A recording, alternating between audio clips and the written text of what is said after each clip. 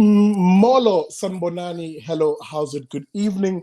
Shalom Khenant, good mense. Welcome to another episode of the Big Daddy Liberty Show. It's a 7:30 Wednesday evening. You know what that means. It means your favorite fat boy, Big Daddy Liberty, is on your screens. Welcome to it. Good evening. Remember, folks, the only price pardon me, the only price of admission here on the BDL show, whether you're watching this on Twitter, Facebook, or YouTube, is a like button. Smash that like button right now, please. Make sure you do that, and we'll get this conversation going.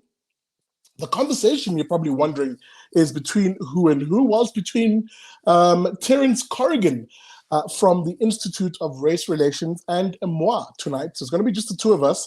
Remember, Liberty and Friends is where I have a full panel of guys who opine on certain issues. So again, just a quick reminder, as I see those numbers slowly trickling up, please hit that like button. It really does help get the show out to a wider audience. For whatever reason, it does something to the algorithm and it gets it out to a wider audience. Good evening, welcome to it.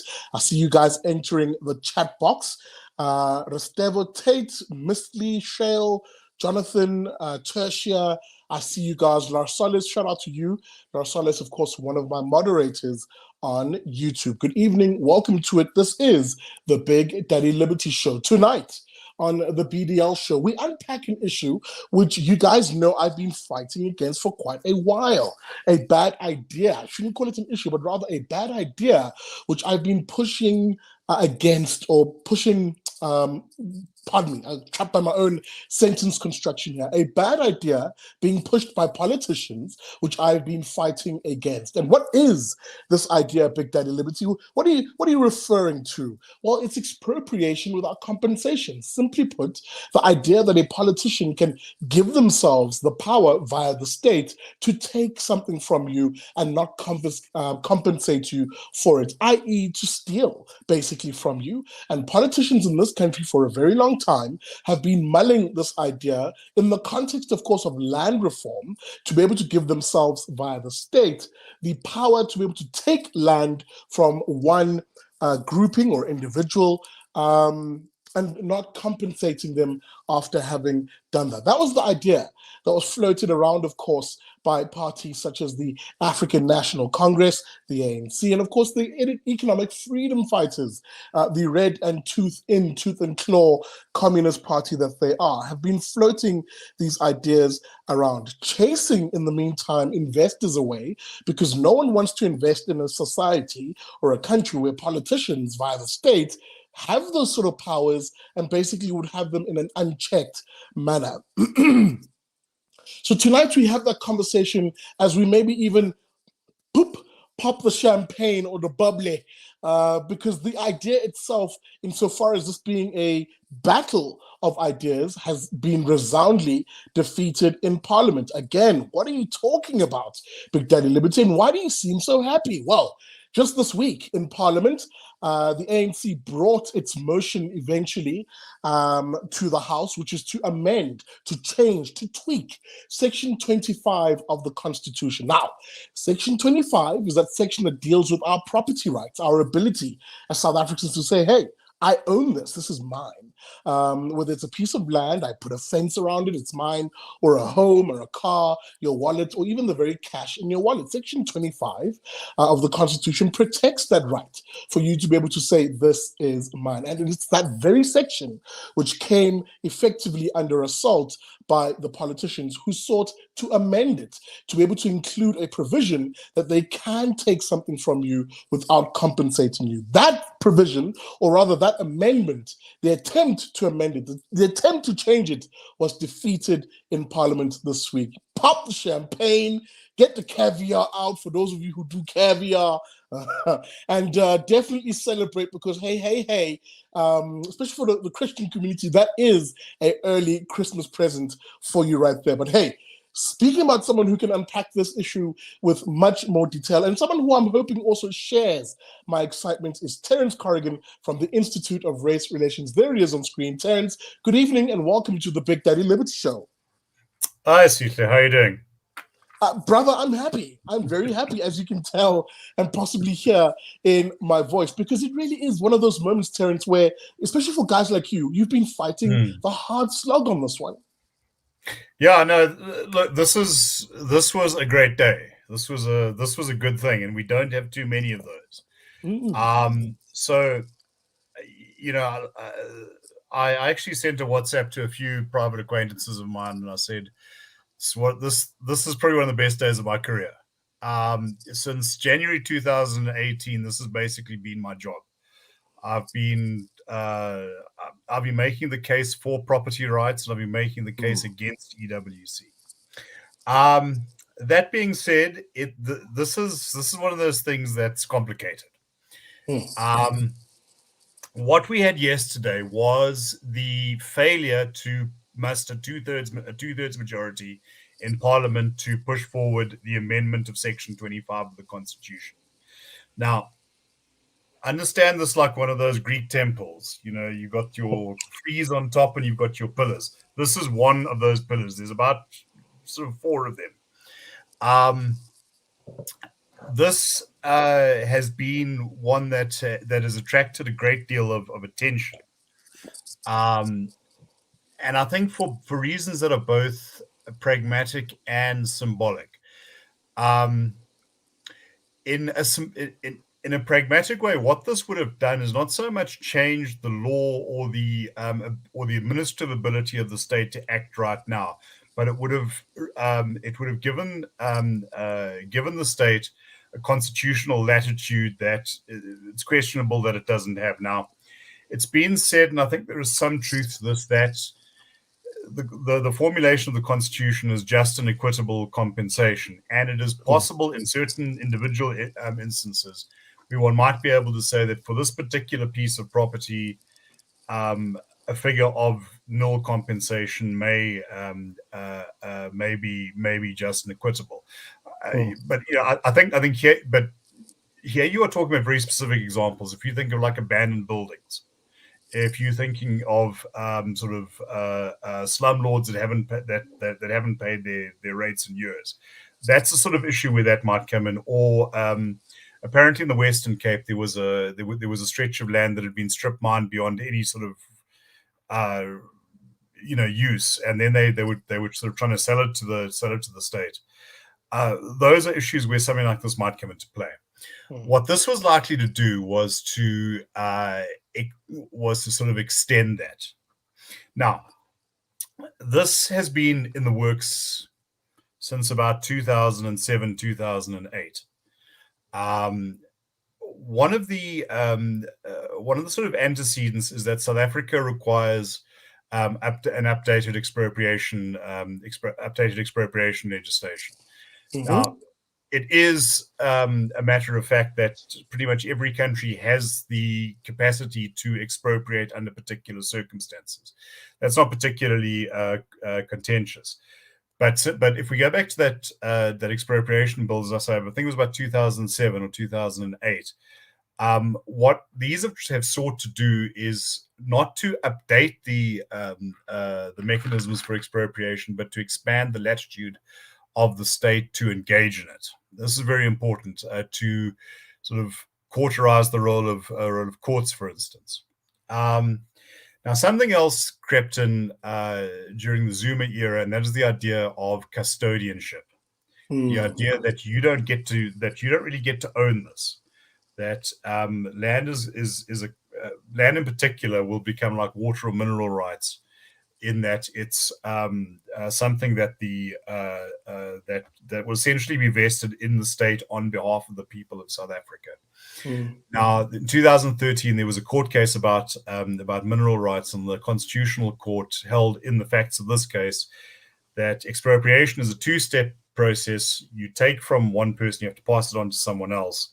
And if this doesn't happen, and the state merely assumes this custodial role, then even though someone has lost it, it is not expropriation, therefore no compensation. This is something that I think many people in the ANC and certainly in the EFF found very, very appealing, because it gets you out of any kind of financial obligation. And when the EFF brought that the original motion to Parliament in February 2018 to investigate the amendment to the Constitution, there were two things mentioned. One was the whole EWC thing. Does the Constitution need to be changed? But secondly, this is very important, was a new land tenure system for South Africa. That got very little attention. And essentially, and it's still kind of been swamped. But essentially, what this turned on, and what we have gone to great pains to highlight, is that this amendment contained the words that certain land must be held in custodianship by the state. Now, that was vague, but certain can mean a lot of things. Certain land, for instance, might mean, well, all currently privately owned land, or all agricultural land. In fact, in about 2014, 2015, there was a bill on agricultural land, and the first draft had exactly this provision, that all agricultural land would become would be held by the state as custodian. Now that was overturned largely through through our efforts, but you can sort of imagine this as a kind of B movie where the sharks are circling and they're looking to take a bite. So what happened? In order to change the Constitution, you need a 2/3 majority. The ANC was unable to do this. Let me come in here, because this is where the exciting palace politics happened yesterday in Parliament, and really was exciting. I mean, I sat and I watched it, and at times had a good laugh, because here is a political elite, Terence, who really are tone deaf. I must say this with all due respect in some quarters, insofar as there are some people who try shame to understand where we come from as South Africans on the issue of, and it's not just land, but property rights, the ability for a South African to say, I own this. This is a hard-fought right, and it's a right which South Africans have never really fully enjoyed, almost across the racial groups to an extent.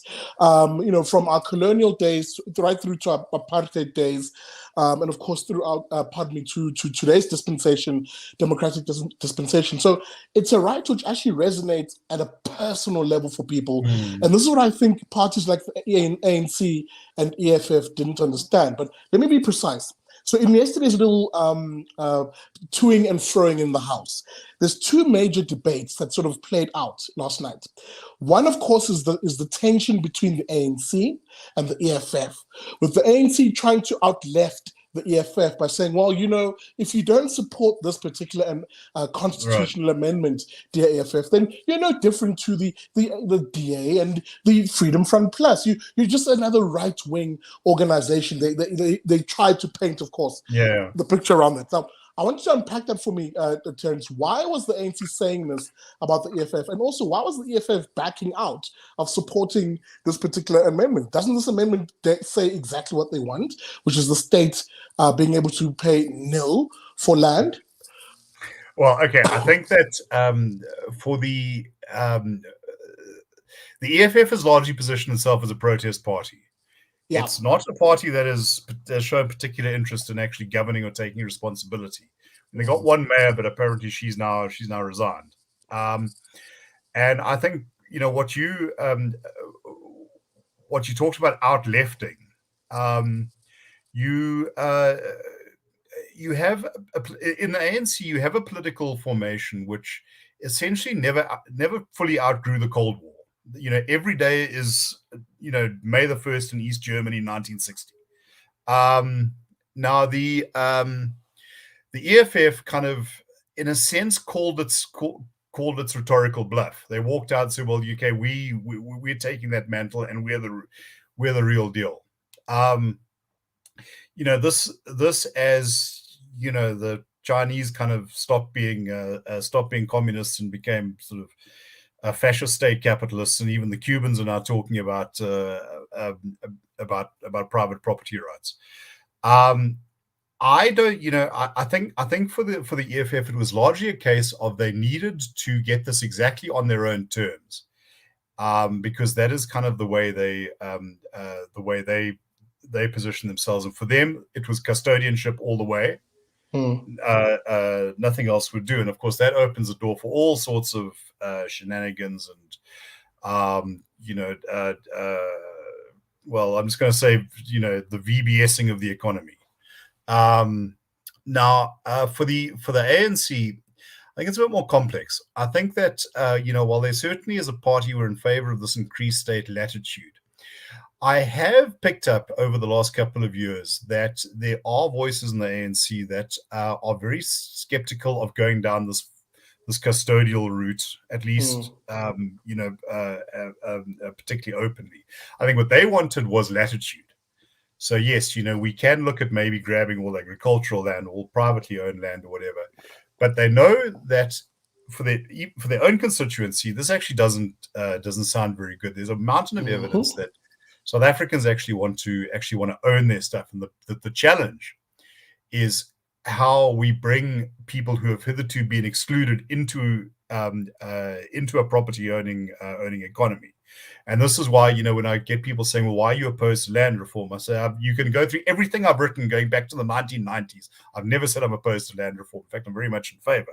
The question is, how do you do it? You get South Korean land reform and you get North Korean land reform. One produces, one of the wealthiest countries on the earth, the other something else. So I was interested to listen to Ronald Lamola talking yesterday, and he went on about how this wasn't, the problem isn't lack of state ownership, because the state owns everything. I mean, I almost wanted to send him a bottle of whiskey, which who knows, we might not be able to send anyone soon, because you never knows what's about to happen. But and I've heard that from time to time. I sat in on a meeting at the Mpumalanga legislature about some land issues they had, and the chairman of the committee said, yes, no, we understand very much about the desire of our people to own stuff. But I think that let's say a certain element of pragmatism or a certain down home sensibility clashes against some very strong ideological impulses. And I think this is kind of what you ended up with. We'll have certain land and we'll kind of work that one out down the road. But look, all the evidence to my mind suggests that the problem with land reform is actually not even being a question of money.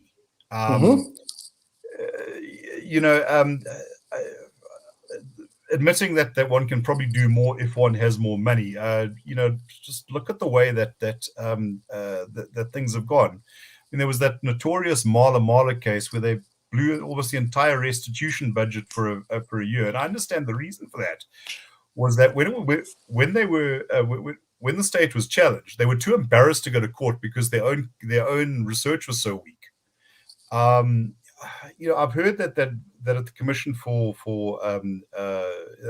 looks at land claims, there's a shortage of Afrikaans language skills. Now, if you're dealing with a case that happened in the 1920s, surely it makes sense to have somebody who can read the original documents. But the restitutionary side of things, we also need to differentiate from the imperative of some redistributionary measures. And there, things are just a lot more disappointing. There are, I think everyone should be reminded of this, that, as recently as 2019, the government was fighting a successful black farmer who had established a successful farming venture to try and deny him the title that they had previously agreed to give to him. I mean, this is Mr. David Rogase, of course. Yeah, Rogase. There was a time in the early 2000s when, sort of in the early part of President Mbeki's tenure, where the idea was to confer title, but that kind of fell away, and it became about being a perpetual tenant. But, we can go. Don't think this is just about farming. One thing the government has done quite successfully is roll out the provision of housing. These may not be the greatest houses in the world. There's problems with the workmanship and everything, but the whole point there was to confer shelter, not property, and that's why there's been resistance to actually giving people people ownership. Once more, I'm sensitive to the concerns that people who don't have anything else, might sell them or rent them out. But that's also what comes with being a grown up and being able to make your own choices. Ultimately, what we need is a growing economy that can absorb people who have been denied opportunities, and to confer on people who currently have some sort of occupancy actual rights and property. Now, this is not necessarily an easy thing, but that is what we should be focusing on. Perhaps as we look to tie up the conversation, because we're in the last 9-10 minutes of our conversation. Good evening, welcome to it. This is the Big Daddy Liberty Show. I am in conversation with Terence Corrigan from the Institute of Race Relations. He's really been at the helm of that institute's fight against bad policy ideas such as the expropriation without compensation idea. Now, we opened up this conversation by pointing out that this was just a battle that has been won, that is the attempt to amend the Constitution to allow for this, right? That battle's been won. But there is another battle. The war's far from being won. There is another battle, and that is, of course, the ANC has flopped on giving itself the ability to do this via the Constitution, but they've got a fail-safe, Terence, don't they, by way of the expropriation bill, which they've just introduced, or not just, but have introduced, and is currently before Parliament. Terence, very briefly, talk us about this particular bill. What is it about, and why is it their plan B? Okay. This actually, I think, is more a kind of plan A, and the amendment was the kind of plan B. The amendment was just sexy in politics. The expropriation bill, as I said, South Africa's current expropriation legislation dates from the 70s. There are technical and constitutional issues that need to be changed, and there's no argument about that. What we are concerned about is the definitions of property and the way that the actual expropriation mechanism worked, which we believe shifts the weight of power towards the state, and unless someone has very deep pockets, is going to make it very difficult for an aggrieved property owner to resist. Now, here's the thing. I don't think that this will require a constitutional amendment. Without the constitutional amendment, you could make a constitutional challenge, and that's important. But once again, that's very expensive. But I just want your listeners to think about it. Where there is a venal local government, do you really think that they are going to make an issue of going after Johan Rupert's wine estate, or a small cattle farmer owned by owned by a Mr. Mkunu, who's trying to make a living, who will be able to get the cameras from CNN and the high-priced lawyers into court to argue against that.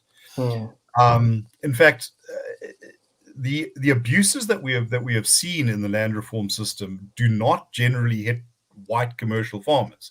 They hit black emerging farmers, and I've spoken to some of these guys. They're heartbreaking stories. So yeah, that's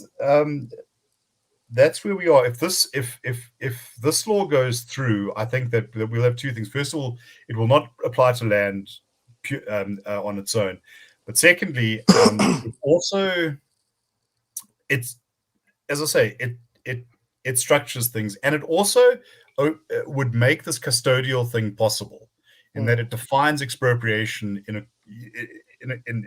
a way that mirrors the 2013 judgment.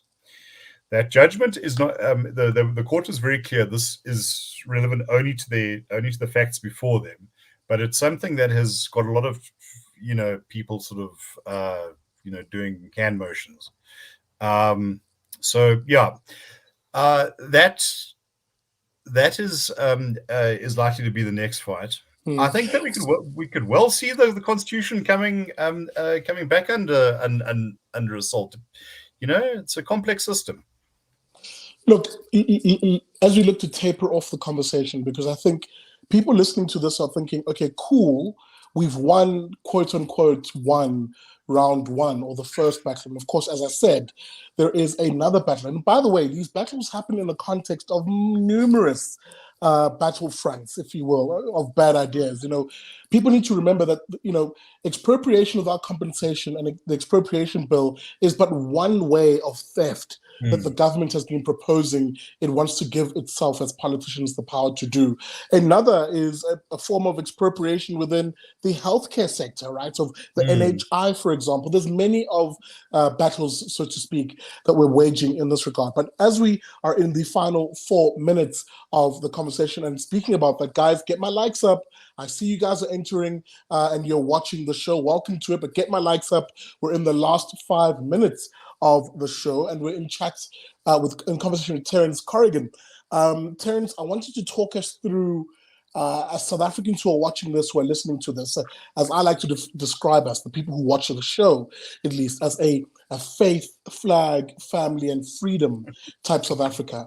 We're ordinary South Africans, Terence. We don't engage on these issues on a day-to-day basis. We don't care, so to speak, about the day-to-day politics. What we care about is the ability to get on with living a ever-increasing high standard of living, looking after our families, looking after our kids, and doing so in a prosperous, property-owning, and non-racial South Africa.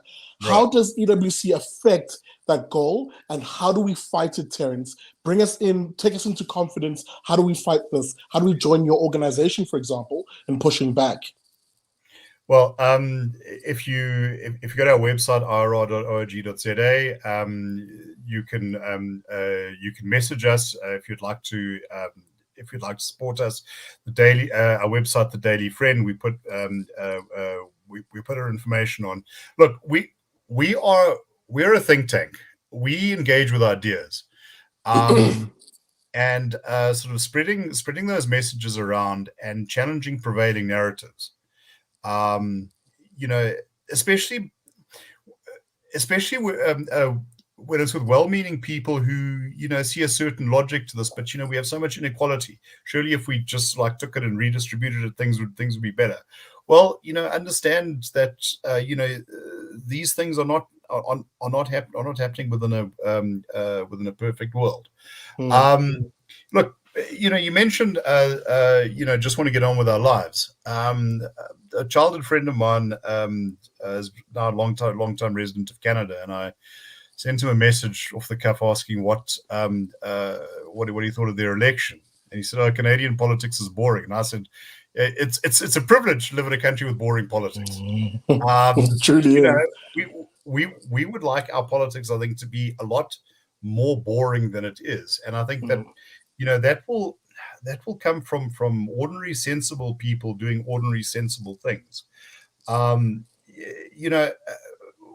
We've taken a lot of flack for the polling we've done. It doesn't represent South Africa correctly. Well, I compared our views, let's say, on issues like race and priorities of that ordinary people have, with sort of 4 or 5 other polls, and they're all actually very consistent. What South Africans are sort of, let's say, small c conservative on social issues. That we do not have a kind of a race war mentality. This is something that is for people who go to expensive dinner parties and the in functions. Most of us would like to work together, and I think those are actually sort of wonderful attributes. And that's why I say, just to bring it back to the whole land reform question, I think that we have the resources, we have the expertise, and I think we have the goodwill to make a proper land reform program operate. The question is, do the politicians and the power brokers show any interest in that? Absolutely. And indeed, that is the question I must end our conversation off here, Terence. We are out of time. And a reminder that you can support the work that Terence and his colleagues at the Institute of Race Relations are doing by, on the one hand, engaging in the ideas as they broadcast them on the Daily Friend website. That's www.dailyfriend.co.za. And of course, you can support the Institute of Race Relations when they then take on the state and politicians on these bad ideas. You can find them at irr.org.za.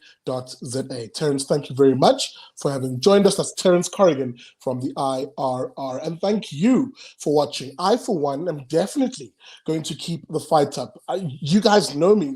My very beginnings on this channel is on discussing my opposition to this very toxic idea. It is a trashy idea to propose a politician should have the power to take things from us without compensating us. Invariably, as Terence rightly pointed out, they're not going to be taking stuff from the Oppenheimers and the sort of more well-to-do farmers. They'll be targeting small-scale and small people like you and me. They'll be targeting my farm in just outside Stanger, where I'm trying to build an agribusiness over there in order to sustain myself and the work that I do. They'll be targeting that small chap who lives in a shack on a sand dune in Cape Town, who is hopeful that that little piece of property he has, he'll have the ability to own, and then once he owns it, develops it, right? In other words, he can actually invest in it because he owns it. That's the chap who'll be targeted by politicians. It's not the wealthy and the well-to-do.